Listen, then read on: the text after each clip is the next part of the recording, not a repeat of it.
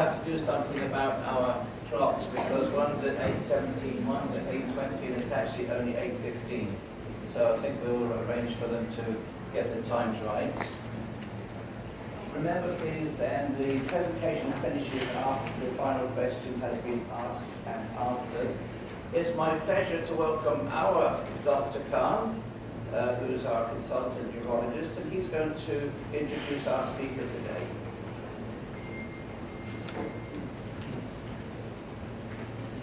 Thanks very much, David. It's my pleasure to introduce Munim Khan, who is a very good friend of mine and a mentor in PCNL for me. I visited his center twice in Pakistan and learned a lot of things from him. And the most important thing, what I've seen is that he's doing PCNL under conscious sedation, which I've not seen anywhere else, which is a remarkable thing. He graduated in 1982 from Qaid-e-Azam Medical College in Pakistan, and then he went for his training in Budapest, Hungary from 1986 to 1991. From 1992, he has been practicing in his own hospital, and he has got more than 11,000 urological cases endoscopically, more than 8,000 PCNLs he has done.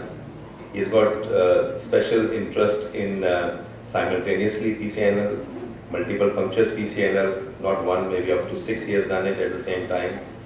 He has got 2 books at his credit, and he has written down large number of articles and 68 presentations in different conferences. He has got multiple articles written in Pakistan and UAE newspapers, and he has been presented his talk 40 times in different television channels, and he has been visiting to demonstrate his technique more than 20 times in different countries. So without any further ado, I invite Dr. Munim Khan to give his presentation. Thanks very much.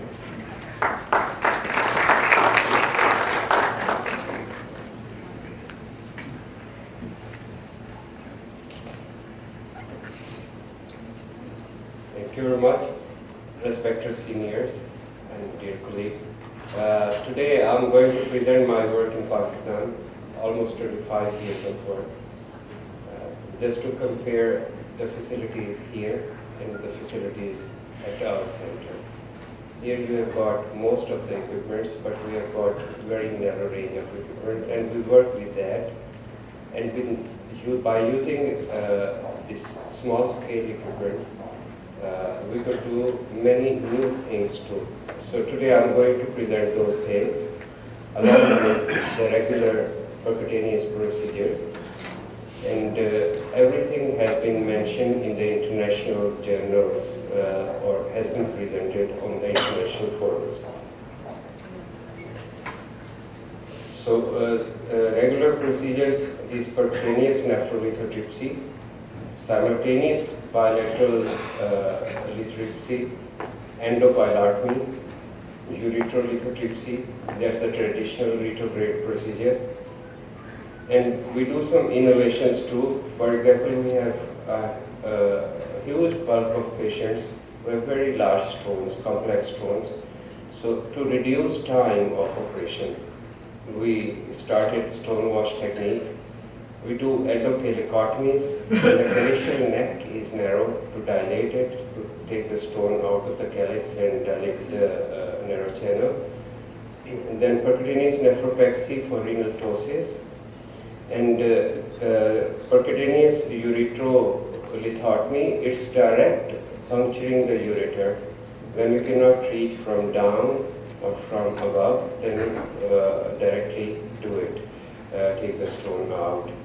Then we are using percutaneous railroad technique for urethral ruptures or injuries. And we also do percutaneous with lithotripsy in children mostly.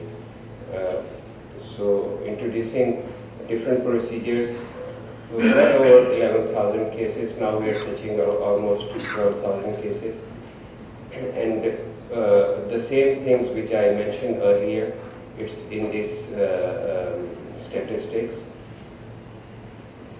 First of all, percutaneous nephrolithotripsy. So every topic which I'm discussing, I start with its reference from international literature by our name. So these are the references for general percutaneous nephrolithotripsy. So with us in Pakistan, in Sadiqabad, age range was 9 months to 95 years old patient. Most of the cases were done under complementary sedation and local anesthesia. Some of the patients are done under spinal, and general anesthesia was given to the patients who required. And different statistics are there. For example, calculus renal failure, we have such a part of country where calculus renal failure is 40%. It's in Dera Ghazi Khan, a remote area. In Lahore, it's 18%. With us, it was 17% when we calculated our statistics. So varieties of stone which were operated upon, you can see in different slides. Some are radiopaque stones. For example, this is one big stone. Different stones in different calycial system. This is also radiopaque stone. This is semi-radiopaque stone. And look at this variety of stone. Semi-radiopaque, but in a complex system. And more defined, more complex system is right here, having radiolucent stones. So this is one case. In this case, the kidney could not be fixed in one monitor. So I have to make 2 pictures for that. This is the stone. And when we filled up the cavity, upper half of this is here and lower half of this is here. So when we fragment the stones, it's possible that the fragments drop in different calyces down. So we have to be careful in such case. And stone formation on forgotten stent, TJ stent. It was broken inside and stone formation on it. So this surgery is good in every patient, but particularly in children, in very obese patients, pregnant ladies also. There is an article by us for pregnant ladies percutaneous surgery.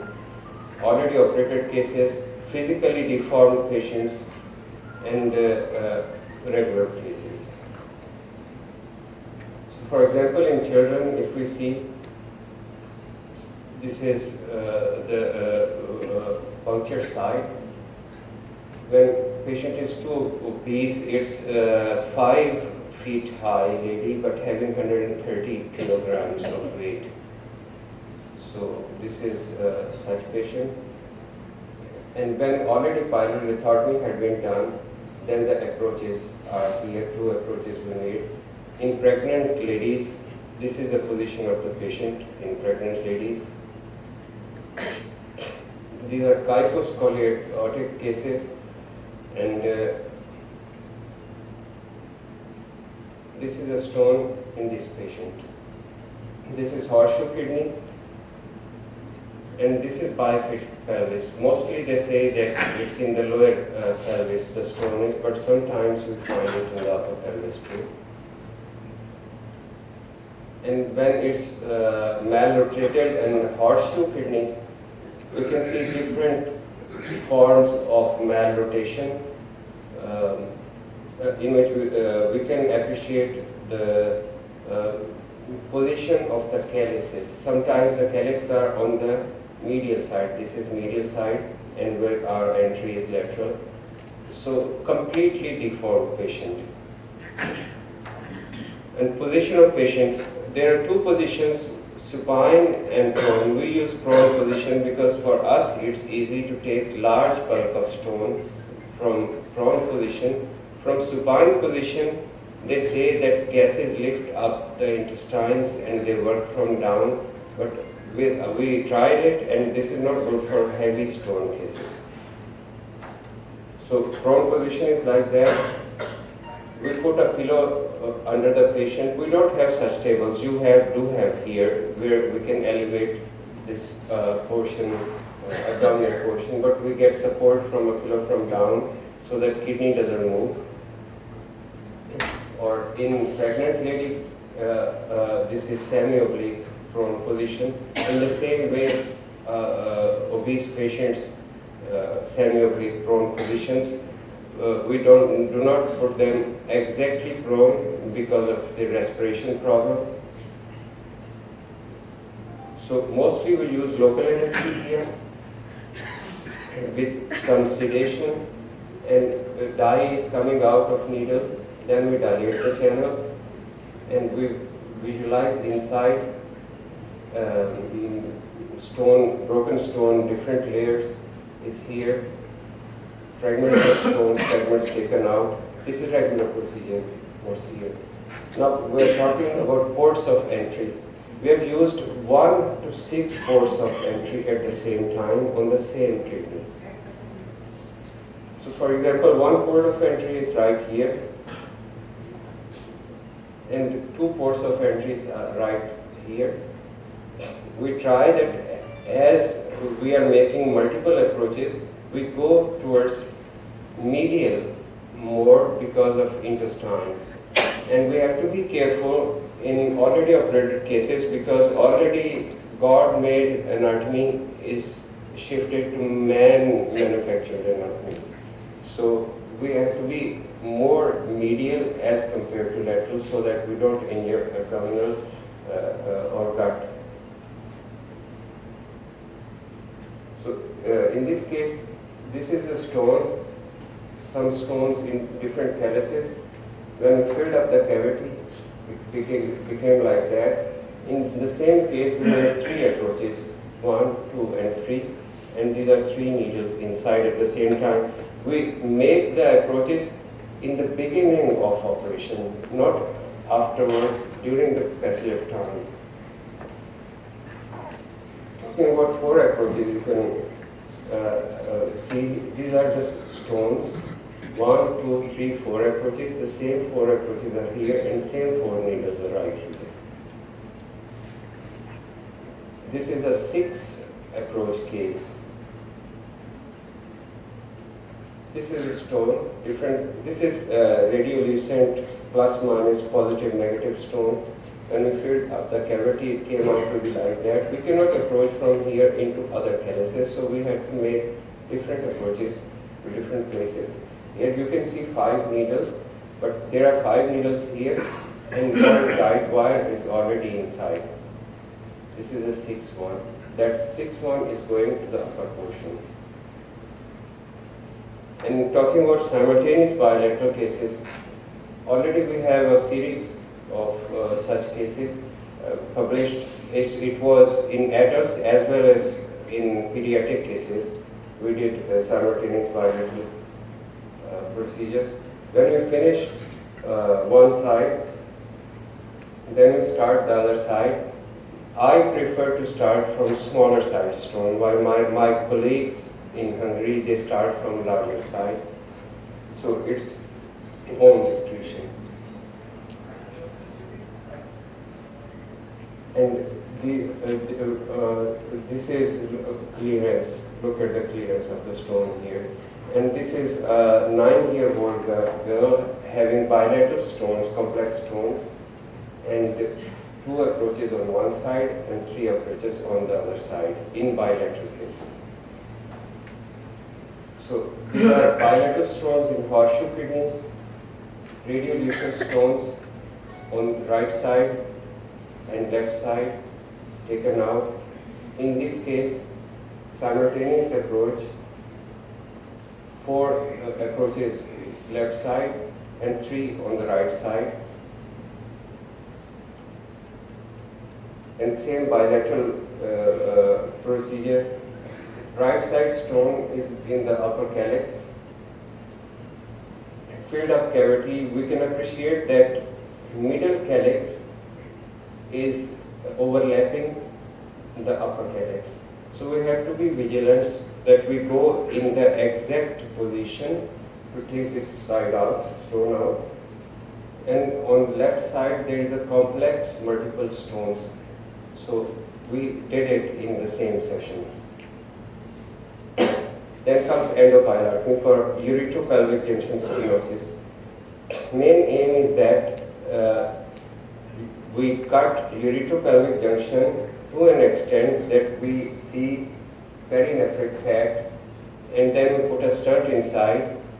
Its healing is around it, and then we take the stent out. Healing time 3 weeks, but we give them 4 to 6 weeks. Some cases of narrowing, you can see this is cutting inside, then the stent is placed. This stent actually is 14 French from above and 7 French from below, so wider bore up.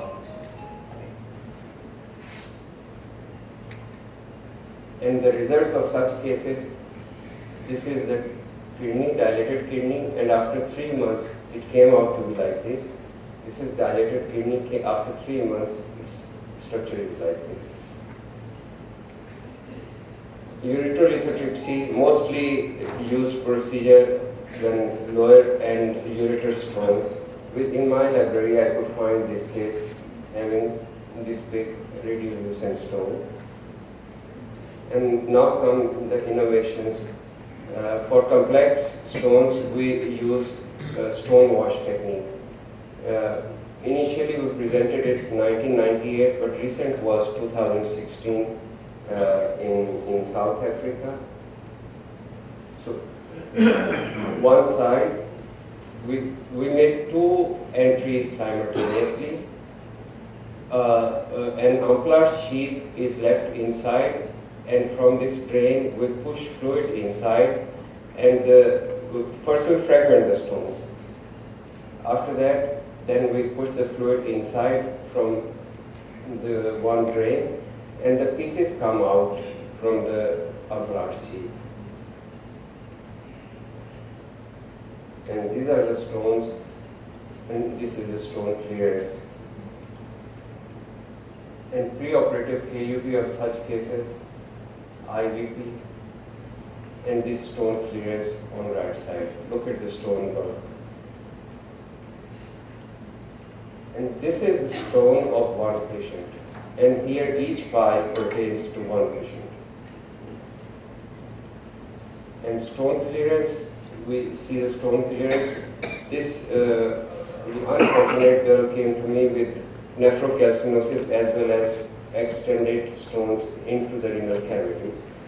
So it's clearance on right side. This is the IVU, and then clearance here. And then comes the endopericardium, the calyceal neck stenosis and its dilatation. So here we can appreciate anterior and posterior middle calyces, same way anterior posterior lower calyces, intrarenal pelvis, and stones inside. So after taking the stones from one anterior calyx, then we come out, go again into the posterior calyx, and then we dilate the channel, and then we put the drain inside. Okay, my pointer is silent now. In the same way, radiolucent stone in the pelvis and lower system, and upper calyx, you can see how dilated is the upper calyx due to neck stenosis.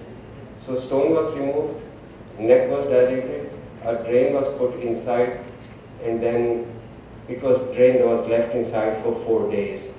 Neck dilated, and then our procedure is over. Percutaneous nephropexy. This was just an idea that in this case, in such cases with renal ptosis, where renal ptosis is about 5 centimeters, more than 5 centimeters, then how we fix the stones up. So to fix the stones up, we thought that when we open a case in an already operated case, then we see that the adherents are so strong that they hold the kidney. So we thought we use the adherents to fix the kidney. So this percutaneous nephropexy, we started with traditional style, going from look here,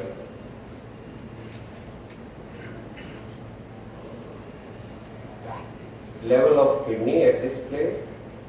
Then we push the kidney. Simple is that we insert a drain from lower calyx and push the kidney up. The drain stays inside for 4 days, and then we take the drain out. So the kidney is pushed up at this place, and after 3 months, we make a control examination, and kidney's place is up there.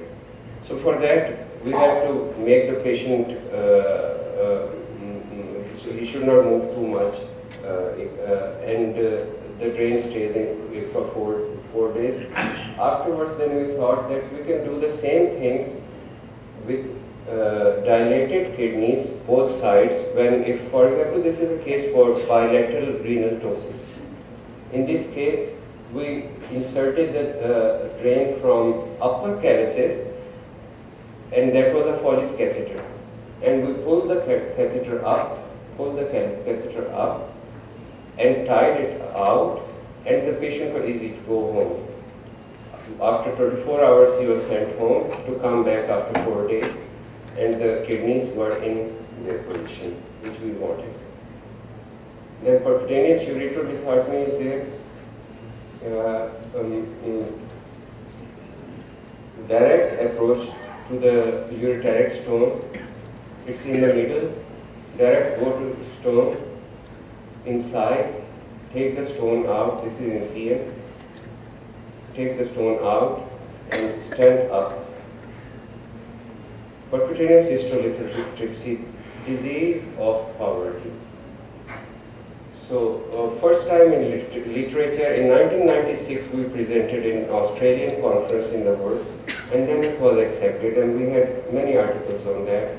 That stone is broken by using same nephroscope which we used for kidney, the same thing we used for urinary bladder.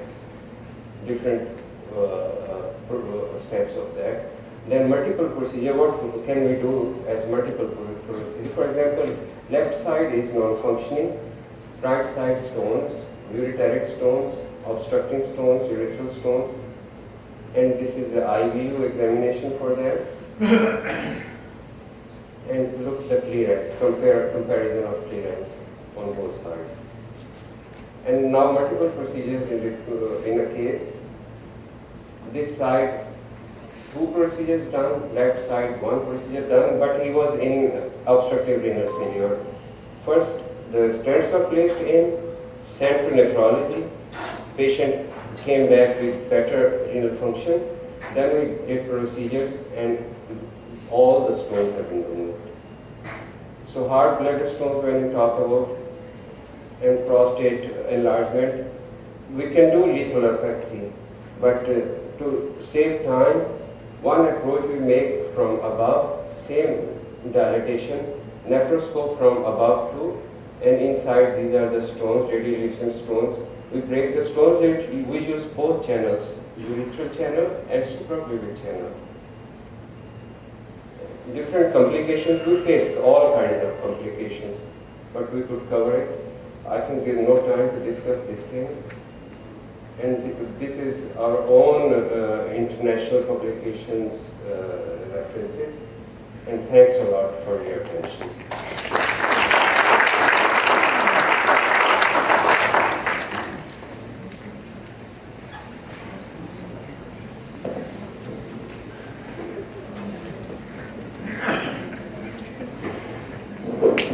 Thank you very much, Dr. Khan, for an outstanding and large series.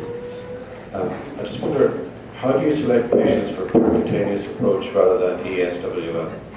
Yeah, actually in the beginning we didn't have ESWL with us, so we had to do all the cases. So now at this time we don't have at our center, but just by about 20 kilometers from us there is a huge center, government hospital, and they have actual machines. When we say actual means that the machines which are made purposely for extracorporeal shockwave lithotripsy, not Chinese machines, because of focus. So now about 2 centimeter stones we send to that center, and more than that, then we operate. And in 2 centimeter stones also we see the density. If density is high, in all the sessions, for example, 3 sessions are required, we just calculate in our mind that there should not be more than 7,000 shots for the patient, so that nothing happening inside.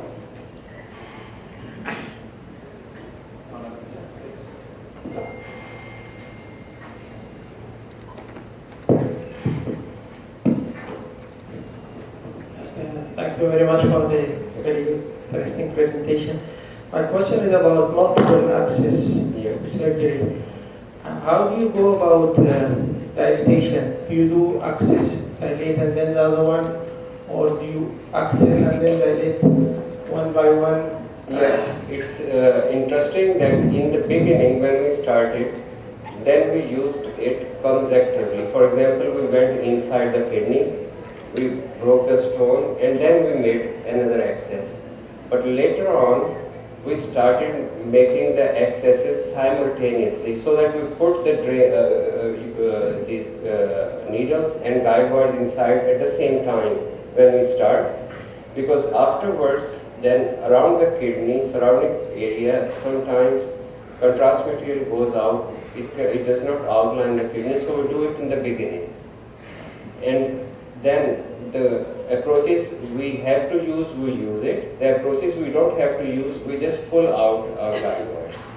Sometimes stone wash technique, we just use the fascia dilator to push water if the neck is open. And when we push water inside, normal saline, then the stone moves out into the pelvis and we take out from the other channel. And also, is there any evidence that these multiple accesses affect the kidney more than a single? We do have an article by my colleague, Dr. Murshid Ali Saleh.